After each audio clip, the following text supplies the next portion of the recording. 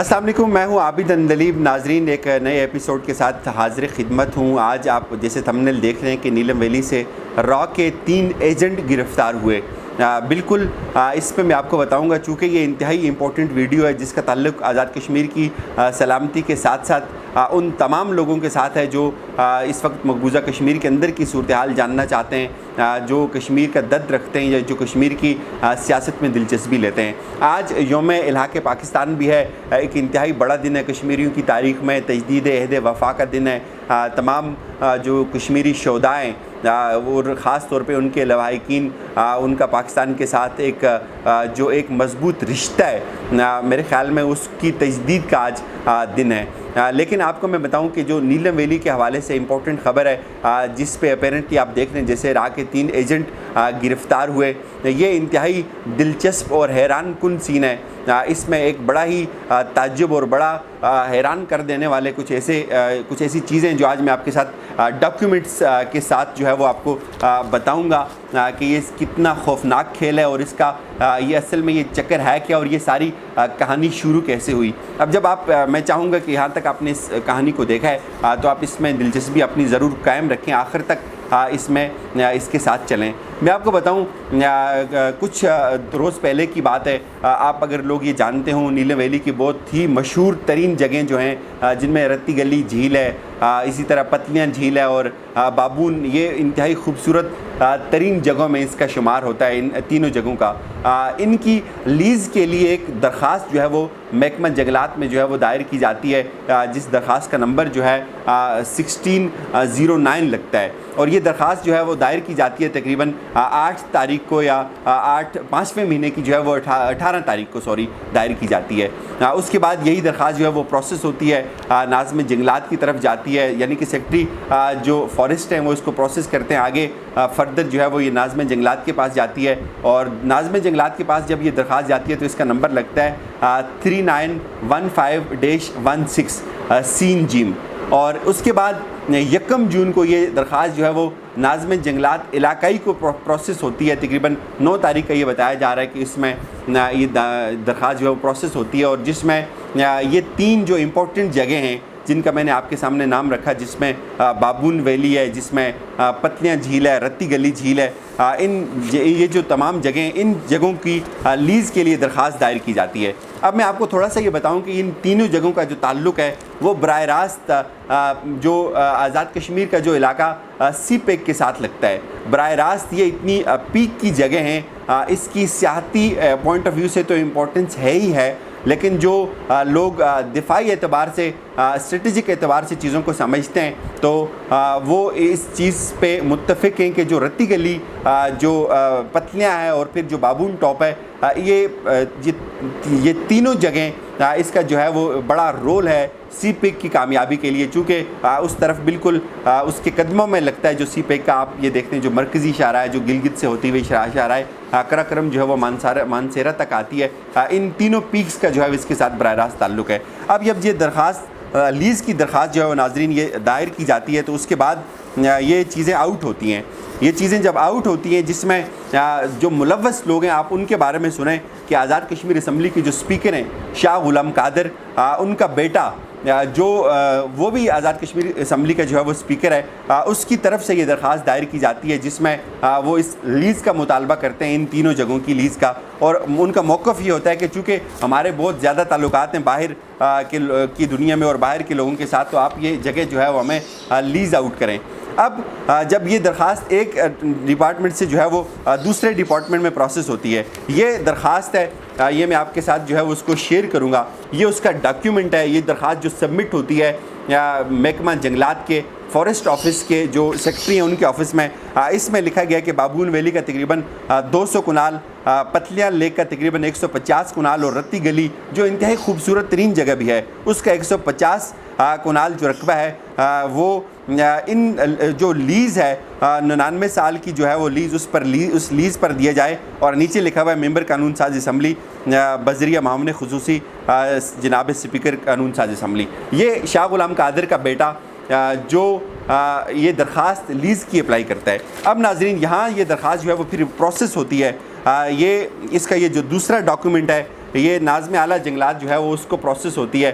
یہ آپ درخواست دیکھتے ہیں, اس کا پرنٹ شاید اتنا اچھا نہیں ہوگا. اس میں یہ درخواست, اس میں یہ لکھا جاتا ہے کہ معاملہ عنوان صدر میں سید اسد شاہ ممبر قانون ساز اسمبلی کی جانب سے موصول درخواست نمبر فلاں فلاں کی عکسی نقل ارسال کرتے ہوئے حسب تحریر خدمت ہے کہ مروجہ قواعد و ضوابط کے تحت کارروائی عمل میں لاتے ہوئے سیکریٹریٹ کو بذریعہ جو ہے وہ پوسٹ یا پورٹ ارسال فرمائے. یہ درخواست محکمہ جنگلات سے پروسیس ہوتی ہے. اب میں اس کا ایک اور ڈاکیومنٹ آپ کو دکھاتا ہوں. اس کے بعد یہ ہوتا ہے کہ ناظرین کہ یہ جب یہ ساری چیز جب میڈیا پہ لیک ہوتی ہے, میڈیا پہ یہ جب ساری چیز لیک ہوتی ہے تو اس کے بعد جب جو موصوف سپیکر ہیں وہ ٹویٹ کرتے ہیں, لوگ ان سے پوچھتے ہیں جی کہ آپ نے یہ کیسے نیلم ویلی کی جو سرزمین ہے اس پہ ڈاکہ مارنے کی یا شب خون مارنے کی کوشش کی, یا آپ نے کیا کیا؟ تو اس پہ وہ اس کی بھرپور تردید کر دیتے ہیں. ایک ٹویٹ میں بظاہر وہ یہ کہتے ہیں, یہ ٹویٹ میں آپ کو سناتا ہوں, یہ ان کا ٹویٹ ہے کہ اسد علیم شاہ نے ارسل خان کے ذریعے, ارسل خان چونکہ ایک اور ان کا درباری ہے, شاہ غلام قادر کا درباری ہے, اس کا تعلق بھی نیلم ویلی سے ہے. اس میں یہ کہتے ہیں کہ اسد علیم شاہ نے ارسل خان کے ذریعے الاٹمنٹ کی درخواست نہیں دی. میری کورونا بیماری کے موقع پر جھوٹ پھیلانا افسوسناک ہے, جھوٹوں پر اللہ کی لعنت ہو. اس نوجوان صحافی کو کئی بار سمجھایا کہ تحقیق کر لیا کرو, اس کی خبر درست ہے تو الاٹمنٹ کی منظوری دکھا دے. اب موصوف سپیکر یہیں سے جو ہے وہ تھوڑا سا بھٹک جاتے ہیں. وہ کہتے ہیں کہ الاٹمنٹ کی منظوری دکھائی جائے, جبکہ جو صحافی ہے وہ ڈاکیومنٹ جو کہتا ہے وہ پہلے 2 یا 3 ڈاکیومنٹ جس میں بنیادی پروسیس ہوئی ہے فائل, وہ یہ بتاتا ہے کہ ابھی یہ فائل جو ہے وہ یہاں تک پہنچی. اس کے بعد موصوف پھر یہ لکھتے ہیں کہ پولیس کو, یہ شاہ غلام قادر کا دوسرا رپلائی ہے, اس میں وہ لکھتے ہیں کہ پولیس کو آپ کی طرف سے شائع کی گئی درخواستوں کی کاپی بھیجی جائے گی اور پوری تحقیق کر کے اس جعل سازی کو بے نقاب کیا جائے گا. امید کرتا ہوں آپ اس سلسلے میں تعاون کریں گے. ناظرین یہ مکالمہ یہاں جو ابھی ختم نہیں ہوتا, تو جو فارسٹ ڈپارٹمنٹ ہے, فارسٹ ڈپارٹمنٹ اپنے تئیں جو ہے وہ ایک حکم جاری کرتا ہے کہ جو معزز ممبر ہیں اسد علیم, ان کی طرف سے جو درخواست آئی تھی اور اس کی ساری کی حقائق کو چیک کرنے کے لیے جو الاٹمنٹ کی گفتگو ہو رہی ہے الاٹمنٹ کے بارے میں, تو ایک کمیٹی بنائی جا رہی ہے. کمیٹی جو ہے وہ ایک ایڈیشنل جو سیکٹری فارسٹ ہیں وہ اس کی نمائندگی کریں گے. ان کی نمائندگی میں ایک کمیٹی بنائی جائے گی اور وہ کمیٹی اس معاملے کو دیکھے گی.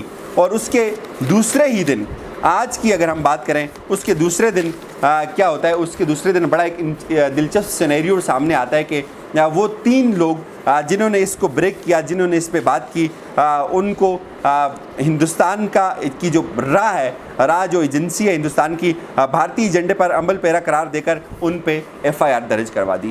اب میں آپ کو بتاؤں ناظرین, جو لوگ میں نے پہلے آپ کو کہا کہ یہ تینوں جو جگہیں انتہائی پیک کی جگہیں اور ان کا نیلم ویلی کی سیکیورٹی کے ساتھ, نیلم ویلی کے دفاع کے ساتھ, نیلم ویلی کے مستقبل اور اس کی سالمیت کے ساتھ بڑا کلیدی کردار ہے. اب ہوا یہ کہ یہ جو ان لوگوں کو, جن لوگوں نے اس ڈاکیومنٹ کو لیک کیا, جو ڈاکیومنٹ بظاہر 3 سے 4 آفیسز میں پروسیس ہوا اور 2 ماہ کے اندر یہ سیکٹری فارسٹ سے لے کر جو ان کے جو ریجن کا جو ناظم ہے اس تک اس درخواست کو پروسیس کیا گیا, یہ بغیر کسی سیاسی سپورٹ کے تو ہو نہیں سکتا, یہ ممکن نہیں ہے.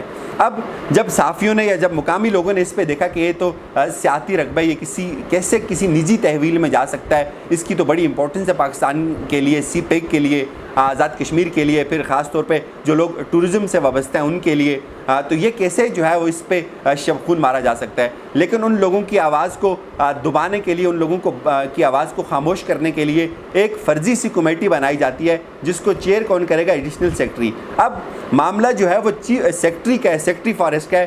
سیکٹری فارسٹ کی انویسٹیگیشن کے لیے ایڈیشنل سیکٹری کی جو سربراہی میں ایک کمیٹی بنائی جاتی ہے. دوسری بات, ابھی معاملہ اس پہ تحقیق ہونی ہے کہ جن لوگوں نے ڈاکیومنٹ پروڈیوس ہوا ہے, کیا وہ فیک ہے, کیا وہ ریئل ہے. اگر وہ فیک ہے تو وہ اتنا جلدی کیسے پروسیس ہو گیا, اگر وہ ریئل ہے تو وہ کس نے کیا. اور اس سارے پروسیس کو ایک طرف رکھتے ہوئے جناب سپیکر جو شاہ غلام قادر ہیں وہ اپنے موقف سے پھر جاتے ہیں.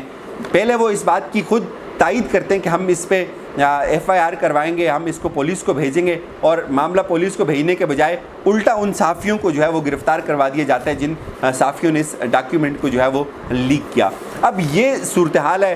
موصوف کے بارے میں یہ مشہور ہے کہ ان کی ایک NGO ہے, کشمیریوں کی شہادتوں کا اور کشمیریوں کے خون کو بیچ کے کھانے کے بعد ان کی اپنی یہاں ایک سوسائٹی ہے. اس سب کے باوجود وہ وہاں جا کے انہوں نے الیکشن لڑا اور اس الیکشن کی کاسٹ پہ یہاں اپنے بیٹے کو بھی الیکشن جتوا دیا, اور اس کے باوجود اس قبضے سے ان کی جو ہے وہ پیٹ کی ہوس جو ہے وہ پوری نہیں ہوئی. اور ان معصوم لوگوں کو جن کا کوئی تعلق ہی نہیں ہے براہ راست اس سے. انویسٹیگیشن ہونی چاہیے تھی کہ ڈاکیومنٹ یہاں تک کیسے پہنچے.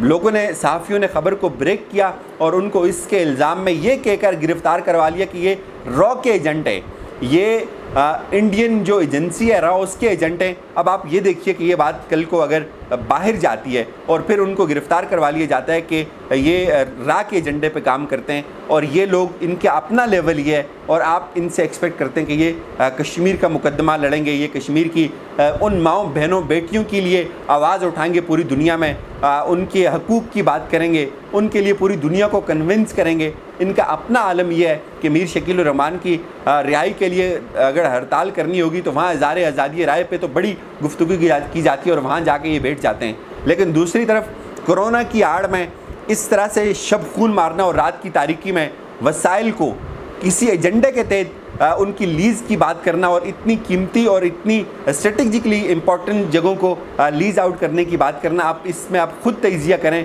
را کہاں انوالو ہو سکتی ہے.